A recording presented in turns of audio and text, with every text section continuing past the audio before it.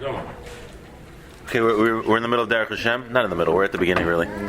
We're in Aleph Dalet Hey. If you want to follow along, or not. The capital has like 15. They have like those red Derech Hashems for like pretty cheap. I know. I haven't met other rabbis. All right, we have to go get them. Okay, so we're in the section where we're talking about that Hashem put us in this world, and we have a Neshama, and we have that wants to get close to Hashem, and then we have a body that does not want to get close to Hashem.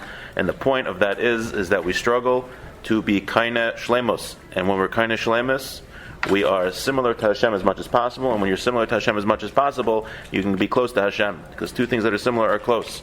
And we can never be totally like Hashem, because Hashem is perfect ba'atzim. We can only be perfect by emulating Hashem as much as possible, but that perfection isn't ba'atzim. So we can never be, obviously, totally like Hashem, but we become similar to Hashem by being kona the shleimos by ourselves. And the way we're kona the shleimos is we have challenges in life. In fact, all of life is a challenge. Someone who doesn't know that is in trouble. I saw Rav Hutner today says, someone wrote him a letter, he's very depressed. He wants to get to a point in his Avodas Hashem where it's just chill. You know, he just like loves serving Hashem all the time. And it's just like chill. He says, it's not supposed to go like that. You're supposed to be challenged. And that's when the famous line he quotes of Sheva Yipol Tzaddik could come, that a Tzaddik falls 7 times and get up. So he says I forgot the Lashon he used, it was like a sharper Lashon, like I think the Tipshim. He said the Tipshim say that it means, it's a revusa, that even though you fall 7 times, a tzaddik gets up, that even though he fell. He says, no, Hagufa, he only became a tzaddik because he got up from the falls. It's because he had the falls in the first place. He says, you're going to fail. Every tzaddik is going to fail. The Chavetz Chaim, you said, we don't know the wars that he had, the internal wars he fought. Famous story, I just heard it the other day. Yaakov Hill said it over. That, I think it's famous though, that he was almost caught by a maskell when he was a kid. It was challenging. We don't realize the challenges that these gedolim faced to become gedolim.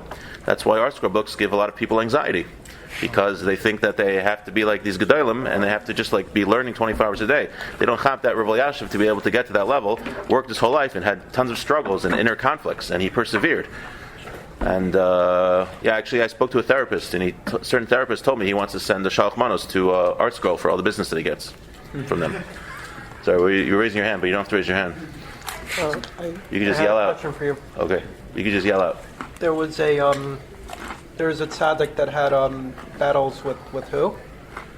Was he Yitzhahara? No, like a guy wanted to make the Chavetz Chaim go off the derech. He tried to. Apparently, back in the day, there was a Yitzhahara, like an intellectual Yitzhahara, where people wanted to go to college to become like philosophers. And now we look at them as big nerds. But back in the day, there was such a Yitzhahara, if you could believe it. Wow. Also, his sister, right? Sure. Yeah, it was a lot of. Whatever year to me, burn color. Yeah. It's funny because now, at least I don't know about you, but I look at them like masculine, like nerds and dorks. Like you look at like who cares? Like that's what you like care about? It's like synthesizing philosophy and modern knowledge with like what? That era is long past. Yeah. It used to be like this. I know. Yeah. I know. And now we look at them like what? So who knows what Yitzhahara today is like pushing us to the, we're like, I can't get over it. And like in 50 years, it's going to be like, what, really? You're like addicted to like Candy Crush? Like that's what you did? That's like the dumbest thing ever. So who knows? I mean, we don't know. Okay. But it's real. The thing is, that was real then. It was real now. My Shiva said it was when he was a kid. This was in the 40s, still in the 40s. There was a lot of people thought to be a successful Marbet Story, you had to have a college degree, you had to be a philosopher, and it was a big pressure for even like a lot of Chazar people to go. Well, what? Right, yeah, even that was earlier, yeah, because he was trying to save. What he did was to save all the German Jewry because they were going to reform. They were, totally, yeah, right. So he was right. Okay, v'hinei shorish kol inyan havodahu. So what is the whole purpose of all the avodah? And a lot of people ask, well, there's so many mitzvahs. Judaism is so restrictive. He says the whole point of the avodah is that a person should always turn to his Creator. That means turn to Hashem, bitachon. The Vilna Gaon writes that the Iker Nesinas HaTorah, he writes in Mishlei, is to come to bitachon in Hashem. That's the whole purpose of the whole Torah, is to have a connection with Hashem. more than a connection, to trust in him. That a person should understand that a person was only created to cleave to Hashem. And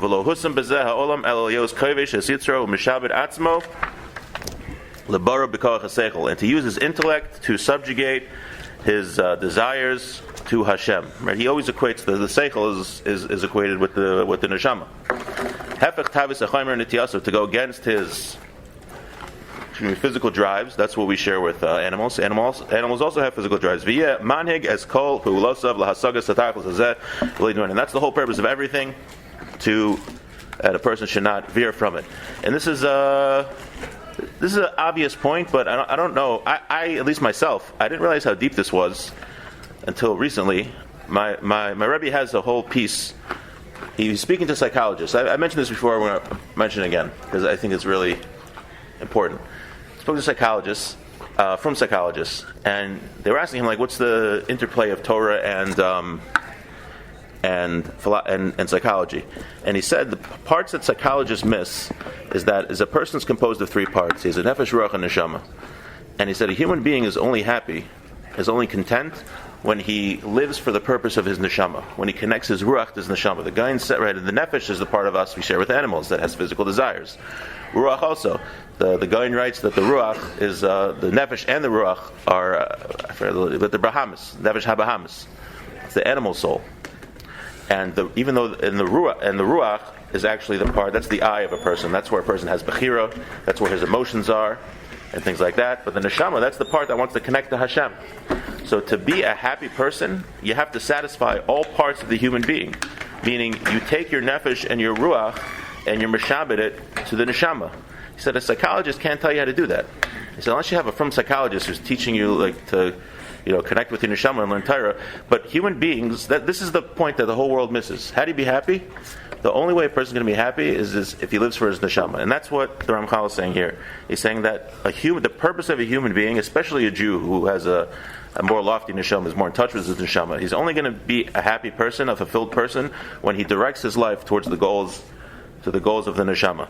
There's a Jewish psychologist, many of you probably have heard of, very famous, named Viktor Frankl, who discovered something very similar. I think we mentioned it before. I read an interview with him where he talks about his therapy that he invented. He was a survivor in the war and in the concentration camps, and he noticed that a lot of the frum prisoners survived a lot longer. It wasn't the strong prisoners that survived, but it was the frum prisoners because they knew there was a purpose to their suffering.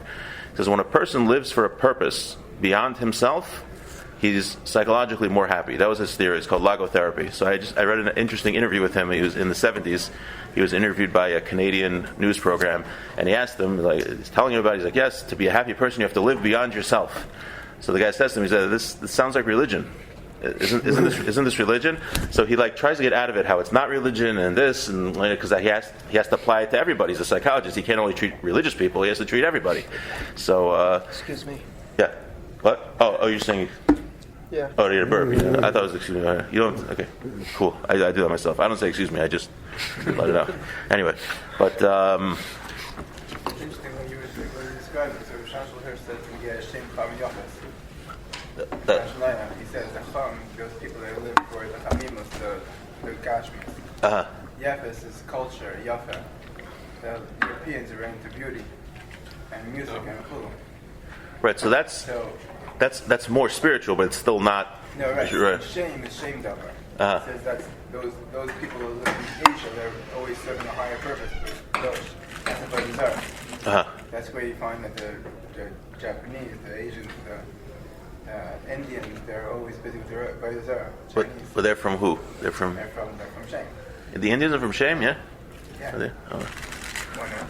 No, it could be. I don't. I heard the Bnei Keturah or something. Someone said. So the Indians they call Brahmins, like Avram. Brahmins also from Shame. Right. That's what I was. And they got Baizar, which means they got this nikuda of serving a higher purpose. But the highest purpose is Hashem, obviously. Right. Very good. So Claudius is the spitz of shame, which is Right. And Mashenkin, you have Freud, who's Jewish, who said that it's horrible. Yeah, that religion is a neurosis. So, right. So the point is, nothing to do with that. But what's the point of a psychologist then? Like, why do we have them? Why is it from psychologists? He said that you can have a person who has like a problem with his ruach.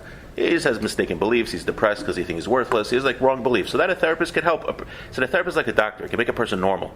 But to like be happy, like a doctor's not going to be happy. You have a broken leg, he fixes your leg. He's not going to make you happy in life. That you have to do by living for the neshama. And that's what the Ramchal is saying. A person has to live for his neshama. A human being will only be happy when he lives for his neshama.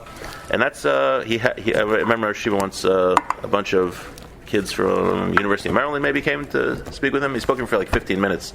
I like asked him like, what did he speak to them about? He said, I told him that a Jew will only be happy if he lives for his neshama.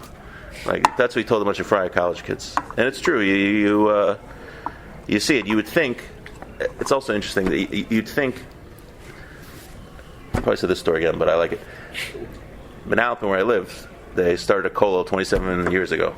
And when the non-religious people from Alpin came in and saw the Lakewood people for the first time, the one thing they said about them is, wow, why are these people so happy? Everyone thought that these like Lakewood people were neurotic, that like would like, they can't do anything, can't drive on Shabbos and like whatever. But like nobody could figure out like how are these guys that learn Torah all day so happy? Because when you live for when your whole essence is devoted to living for your neshama, you're a happy person. And who are the neurotic people? I can tell you, there's more neurotic people. There's more neurotic non-religious people in Manalapan than there are religious people in Lakewood. But I didn't take a study, but that's just my sense from my anecdotal evidence. And psychologists found that what's the biggest midah for happiness? What would you think?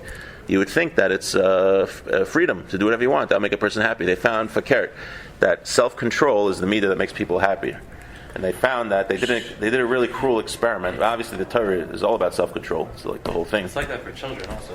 Right. There was this study with the marshmallows. Yeah. Gratification. Yeah. So there was a study they did, really mean actually, in the early '90s, where they gave a kid a marshmallow and they told him if he waits 15 minutes, he'll get 2 marshmallows. And then they followed up with these kids when they were teenagers. They found that the kids who were able to hold off to eating the second marshmallow were smarter and more successful academically, more happier, better emotions, like everything. So which people? Well, we were able to delay gratification. The kids are able to say, I'm not going to take it, because if I don't take it for 15 minutes, this marshmallow, they're going to give me 2 marshmallows after 15 minutes. They ended up being much more happy people. That's what he's saying. I remember seeing this, I think, in college. Spare the rod, ruin the child. There's a whole... back for having marshmallow now. They were anticipate the 2 marshmallows later. Those were the ones that were more happy and more successful. I mean, there's a book that just came out called Bad Therapy, and there's a few books like this where just they let kids do everything, make them feel good about everything, and it's like ruining them. And they're all messed up. I mean, when I was a kid, I went to public school and they told us, like, you're all special and you can do whatever you want to do. And then we grew up and realized that we're not. And everyone got depressed, so because it's not true. So, in a sense, What made you realize that you're not special? I think everybody is special. So everyone's special, but everyone's not special. Meaning the way it was presented to us was like, you're all going to be like a sports star if you want to be, right? You're going to be famous. You're all going to be like, do whatever you want. Like, I want to be an astronaut. Okay, you go do that. You'll be an astronaut. It's not realistic. What's realistic? But not likely. Yeah, very unlikely, right? Yeah. Like if somebody wants to kill themselves and be an astronaut, they can. And they're like super smart, and they're in shape. You can be great at sports and train forever, and you'll never be a football star. Yeah. So it's circumstance, luck, who you know. Right, exactly. Yeah. But we are special in the sense that Hashem created us each with special talents. We're all on the team. B'shvili Nivra Olam. There's something that I can do that nobody else can do in my avodas Hashem, because nobody else was born in my time period and with my kaiches and in my locale and my challenges. Nobody else is. Only I can be misaken when I can be misaken. In that sense, I'm special. But so are you, and so are you, and so are you. We're all part of the team. I'm not more special than anybody else. So that's the truth. That's a good message. That's an etzem. We all have an etzem worthiness that because of that we should feel good and we should get chizuk from that. But Gaiva, what they were telling us was a message of Gaiva that no, you're going to be better than everybody else. You're all going to be better than everyone else. By definition, that's not how it works. That's how they wanted their. That's the chinuch I got. I'm just saying. They wanted to be the school, the public school. No, but it was all public schools. It was part of the self-esteem nonsense generation, the early mid '90s. Okay. 2-3 minutes. It's like a new I wouldn't want my kids to be astronauts. You can tell us the big stories. I saw a story I just heard the other day. It absolutely nothing to do with about anything. But I liked it. I told my students today, and they got chizik from it. Maybe we'll get chizik too. Okay. I got chizik, even though I only remember half the story.